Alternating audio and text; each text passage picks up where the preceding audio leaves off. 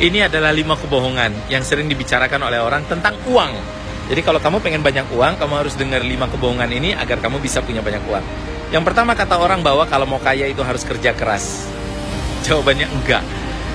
Kerja keras tidak pernah bisa membuat kita untuk kaya. Banyak banget orang di jalanan di luar sana yang kerjanya dari pagi, siang, sore, malam, kerja kerasnya luar biasa, banting tulang, tapi nggak kaya-kaya.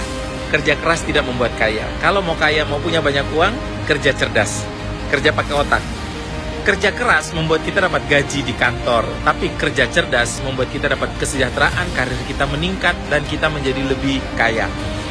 Kerja keras membuat kita dapat omset, tapi kerja cerdas membuat kita dapat kesejahteraan, bisnis kita bertumbuh. Kalau kerja cerdas, maka harus pakai otak, harus pakai ilmu, harus pakai mindset yang benar. Kasih makan otak kita dengan mindset yang benar dan ilmu yang benar. Hal yang kedua, kebohongan orang mengatakan bahwa profit itu penting. Iya sih, tapi yang jauh lebih penting adalah perputaran. Margin itu penting, keuntungan itu penting, tapi yang jauh lebih penting adalah perputaran cash flow. Jadi kita tuh untungnya sedikit, it's okay, tapi cepat.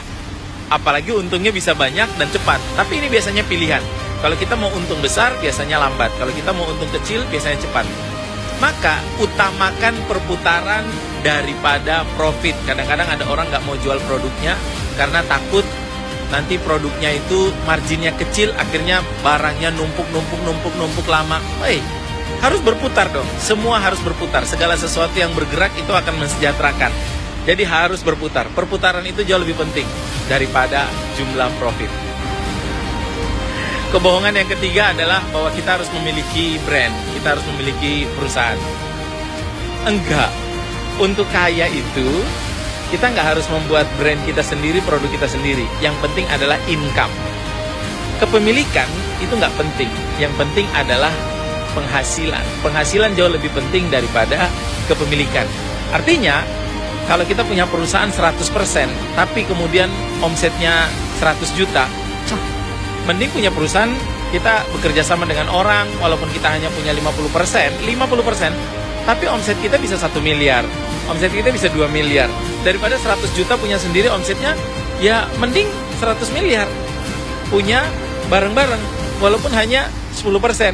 Coba lihat perusahaan-perusahaan startup seperti Nadim, yang punya hanya 5% atau 4% di Gojek. Tapi nilainya adalah berapa triliun.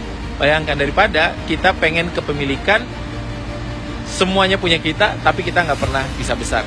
Inilah permasalahan kebanyakan orang Indonesia. Pengennya 100% punya milik sendiri, tapi nggak pernah bisa besar. Kebohongan yang keempat adalah omset. Orang bilang omset harus besar, laba harus besar. Iya sih, tapi ada yang lebih penting daripada itu, yaitu laba ditahan. Saving jauh lebih penting daripada laba. Saving jauh lebih penting daripada omset. Jadi berapapun omsetmu, kalau savingmu nggak ada, laba ditahanmu nggak ada, maka kamu nggak akan bisa besar. Jadi fokuslah pada berapa setiap bulan hasil yang bisa kita saving. Dari profit itu berapa yang bisa kita saving. Saving buat apa? Saving buat kita rubah menjadi aset. Saving buat kita rubah untuk diputar lagi menjadi lebih besar, untuk kemudian kita invest.